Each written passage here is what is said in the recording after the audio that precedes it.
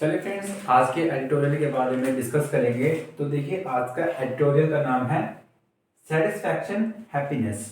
मतलब एक संतुष्टि पूर्वक हमारे अंदर हैप्पीनेस होनी चाहिए, ना कि दूसरों को दिखाने की हैप्पीनेस हमारे अंदर होनी चाहिए।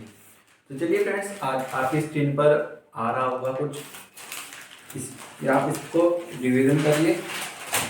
चलिए, आज हम भोगवादी सभ्यता में जी रहे हैं।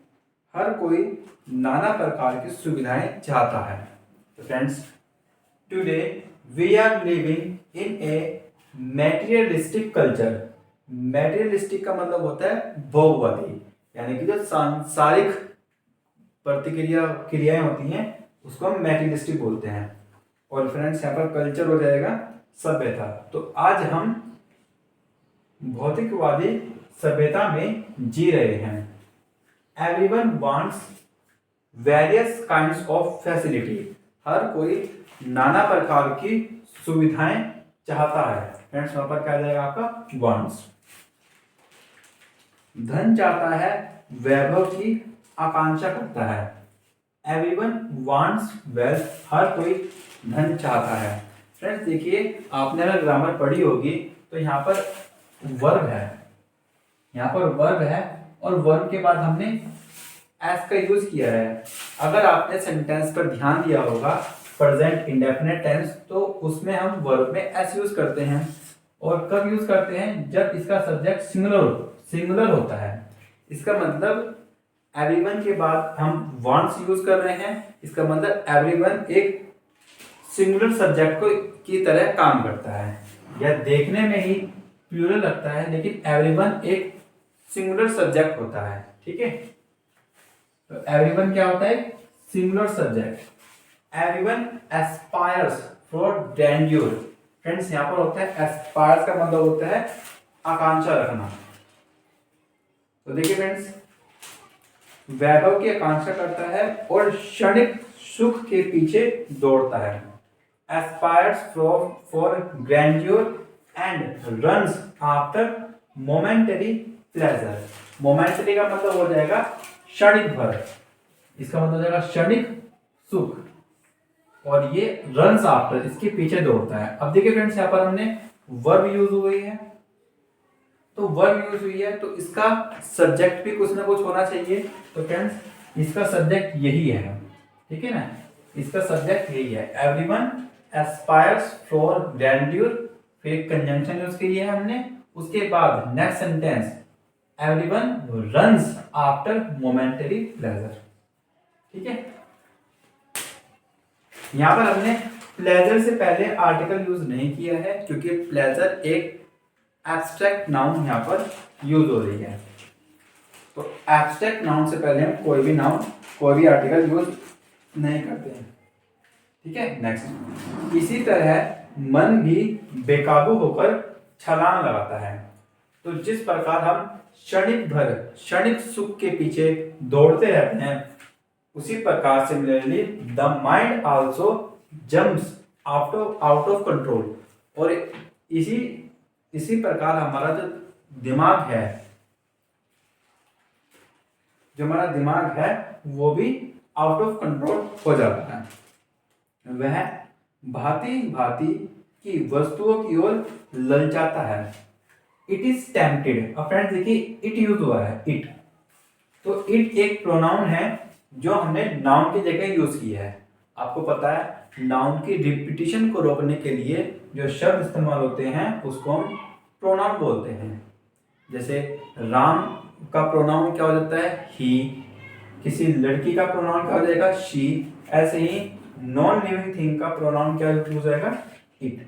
ठीक है, इट इज टेम्पटेड। टेम्पटेड का मतलब होता है ललचाना। ठीक है ना, it is tempted towards various thing.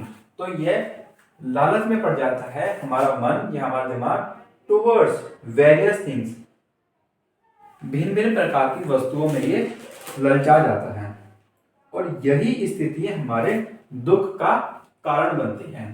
ठीक है, कि भाई जब हम मोमेंटरी सिर्फ क्षण भर प्लेजर के पीछे दौड़ते हैं, यही चीज हमारी, तो this situation becomes the cause of सोरो। फ्रेंड्स सोरो यहाँ पर क्या हो जाएगा, दुख। और देखिए फ्रेंड्स यहाँ पर कॉज का मतलब क्या होता है, कारण, कारण बनता है, ठीक है ना। और यहाँ पर वर्ब हमने सिंगुलर यूज किए, वर्ब सिंगुलर है क्योंकि यहाँ पर एस यूज हो रहा है, क्योंकि इसका ये सब्जेक्ट क्या है, सिंगुलर है, ठीक है। This situation becomes the cause of सोरो। इसी से असंतोष और तनाव बनता है, ठीक है। तो फ्रेंड्स एडिटोरियल में बड़ी अच्छी बात कह रहा है कि क्या एक्चुअली में सिचुएशन में कौन सी सिचुएशन है जब हम दुख में जाते हैं। This is what causes discontent and tension. और इसी दिस इज व्हाट इसी कारण डिसकंटेंट और टेंशन, डिसकंटेंट मतलब होता है असंतुष्टि और टेंशन का मतलब होता है वही तनाव। तो असंतुष्टि और तनाव फिर हमारे अंदर पनपता है। डायोजनीज के लिए एक कोना भी बहुत है, परंतु सिकंदर के लिए पूरा संसार भी छोटा है। तो फ्रेंड्स एडिटोरियल में बड़ी अच्छी बात कही है। For Diogenes even a corner is enough, यानी कि डायोजनीज के लिए एक कोना भी काफी है। But for Alexander even the whole world is small. और अलेक्जेंडर यानी कि सिकंदर के लिए एक पूरा संसार भी उसके लिए छोटा था, ठीक है ना। डायोजनीज संतोष का प्रतीक है। Diogenes is a symbol of satisfaction. तो डायोजनीज हम क्या सीखते हैं, एक सेटिस्फैक्शन, और सेटिस्फैक्शन हैप्पीनेस ही इस एडिटोरियल का पॉइंट था। तो उम्मीद है फ्रेंड्स आपको कुछ समझ में आया होगा। अभी आप इसकी रिवीजन करिए, एडिटोरियल में अभी और भी बाकी है।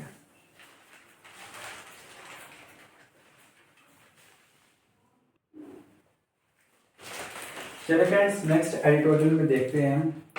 तो सिकंदर लोभ का प्रतीक है। तो Alexander is a symbol of greed. Greed का मतलब होता है लालच या फिर लोभ, ठीक है। एक छोटी सी कुटिया भी डायोजनीज के लिए बहुत बड़ी थी, वह उसी में आनंदित था। इवन ए स्मॉल हट, हट यहाँ पर एक झोपड़ी है, इवन ए स्मॉल हट was very big for Diogenes, he was happy with that. और वो अपनी छोटी सी झोपड़ी में खुश था।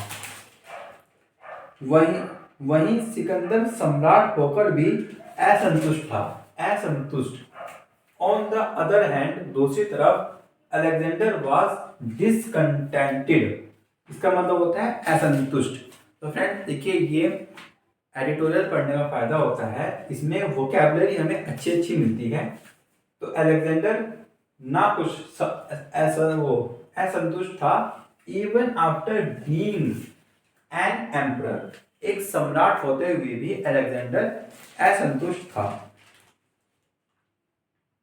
वह चाहता था कि मैं पूरी दुनिया पर शासन करूं, कि सारे संसार पर मेरा आदेश चले, ठीक है। He wanted to rule the whole world, तो वह दुनिया पर शासन करना चाहता था। अब he wanted, तो कौन चाहता था शासन करना, अलेक्जेंडर। तो यानी कि हमने एक नाम की जगह हमने ही वर्ड यूज करा है, इसका मतलब ही यहाँ पर एक प्रोनाउन का काम कर रही है। He wanted to rule the whole world, तो वह होल वर्ल्ड मतलब पूरे संसार पर वह राज करना चाहता था। सो दैट का मतलब होता है ताकि, तो वह पूरे संसार पर राज करना चाहता था ताकि his orders are followed, ताकि उसके जो आदेश हैं उनका पालन किया जाए इन द होल वर्ल्ड, पूरी दुनिया में।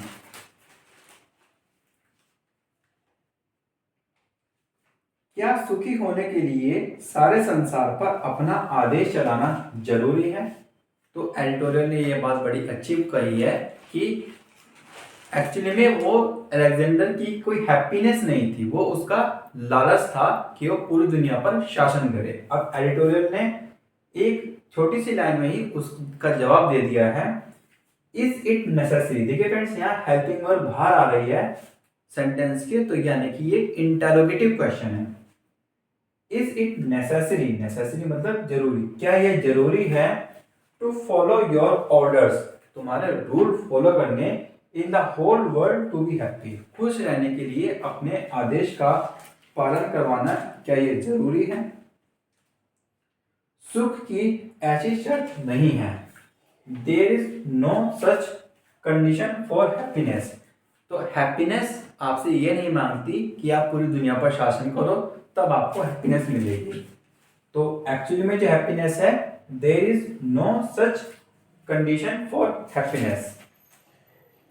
हाँ, लोभ की ऐसी शर्त अवश्य हो सकती है, yes there is definitely such a condition for greed, greed का मतलब लालच, तो यानी कि अलेक्जेंडर की जो सपना था वो एक सपना लालच वाला सपना था, उसका ग्रीड वाला सपना था वो। तो ये कह रहा है कि डेफिनेटली एक कंडीशन, तो उसकी कंडीशन क्या आती है, दुनिया पर राज करना, वो एक लालच था उसका। लोग जरूर कहता है कि पहले संसार को जीतो तब सुख मिलेगा। ग्रीड डेफिनेटली सेज, मतलब लालच ये कहता है that first conquer the world, conquer का मतलब होता है जीतना, आप पहले संसार को जीतो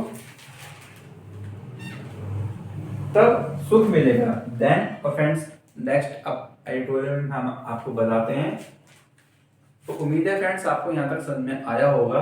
अगर आप इसकी नाउन प्रोनाउन पर जाएंगे तो ये भी हमारे लिए आसान है। देखो ये क्या हो जाएगा, एक नाउन है, ठीक है, ये हमारा क्या हो जाएगा एडजेक्टिव, और यहाँ पर ए आर्टिकल हमने क्यों यूज किया है, क्योंकि ये जो हट है यहाँ पर एक countable noun, as a countable noun use कर रहा है, ठीक है।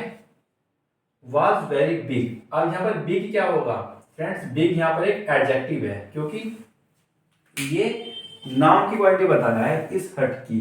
इवन ए स्मॉल हट वाज वेरी बिग, तो हट कैसी थी, वो बिग थी, यानी कि उसकी क्वालिटी थी, तो ये एडजेक्टिव है। He was happy with that, on the other hand Alexander was discontented. अब देखो वाज है, आपने सेंटेंस टेंस पे पढ़ा होगा, पास्ट कॉन्टिन्यूअस में हम वाज के बाद आईएनजी लगाते हैं, लेकिन फ्रेंड्स यहाँ पर वर्ब की थर्ड फॉर्म का यूज कर रहे हैं हम, तो इसका मतलब ये यहां से लेके यहां तक पैसिव वॉइस है, पैसिव वॉइस, ये पैसिव वॉइस है। Alexander was discontented even after being an emperor. Friends ये भी देखिए, मैंने आपको ये क्या है नाउन है, और यहाँ पर एन यूज क्यों हो रहा है, क्योंकि एम्परर एक काउंटेबल नाउन होता है, ठीक है। यानी कि देखिए ये एडिटोरियल पढ़ के यही फायदा होता है। अब आप कभी भी इंग्लिश पढ़ोगे कहीं और कैसे भी करके, तो आप देखोगे एम्परर के सामने हमेशा से आर्टिकल यूज होता है, क्योंकि एम्परर एक काउंटेबल नाउन यूज है, ठीक है। अब मैंने आपको अपनी क्लास में बताया था कि इसको पहले शब्द को हम ऐसे बना के लिखेंगे, एम्परर, एम्परर हम ऐसे बना के लिखेंगे, तो जो इसका फर्स्ट ये है तो एम यूज हो रहा है, इसलिए हमने इसके सामने एन का यूज किया है। आपको ये हमने आपको क्लास में बताया था, तो यहाँ पर आर्टिकल एन का यूज होएगा। He wanted to rule the whole world so that his orders are followed. देखो फ्रेंड्स यहाँ पर आर है, आर के बाद भी वर्ब थर्ड यूज हो रही है, इसका मतलब ये भी पैसिव वॉइस यूज हो रहा है। तो इज इट नेसेसरी, ठीक है। बाकी आप देखें क्या आ सकता है इसमें, यहाँ पर कंडीशन है, सच ए कंडीशन, कंडीशन एक नाउन है, यहाँ ए यूज हो रहा है, तो कंडीशन भी यहाँ काउंटेबल यूज हो रहा है, ठीक है। कॉन्क्यूर, कॉन्क्यूर का मतलब होता है जीतना, ये वोकैबुलरी है, कॉन्क्यूर मतलब जीतना। तो अभी कुछ लाइंस अभी एडिटोरियल की बची हुई हैं, आप इसकी रिवीजन करिए।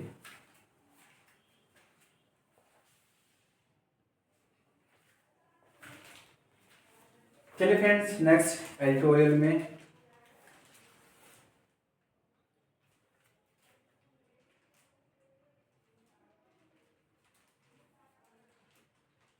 Okay, then you will get happiness, उसके बाद ही तुमको सुख मिलेगा।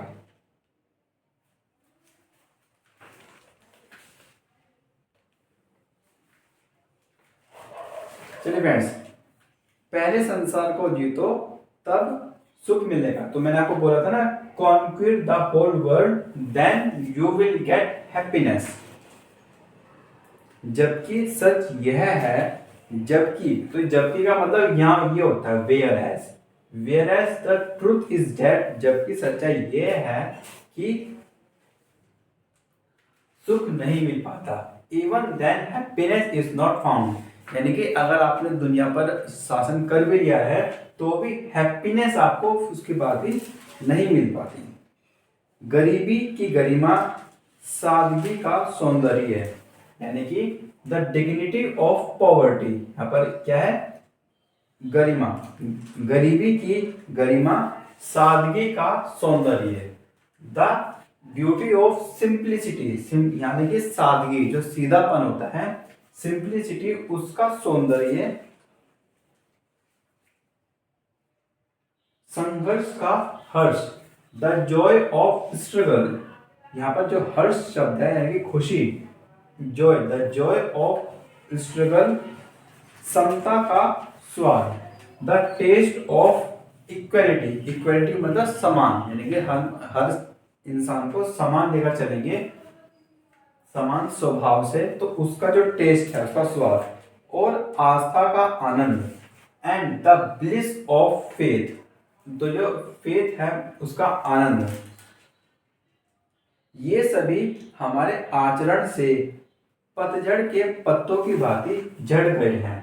तो जैसे यानी कि आज के जो कलयुग है उसमें हम गरीबी का कोई मान सम्मान नहीं करते, जो सीधापन है उसको, उसकी सौंदर्य को हम नहीं समझते, संघर्ष को हम नहीं समझते कि भाई आज उसकी लाइफ में स्ट्रगल है।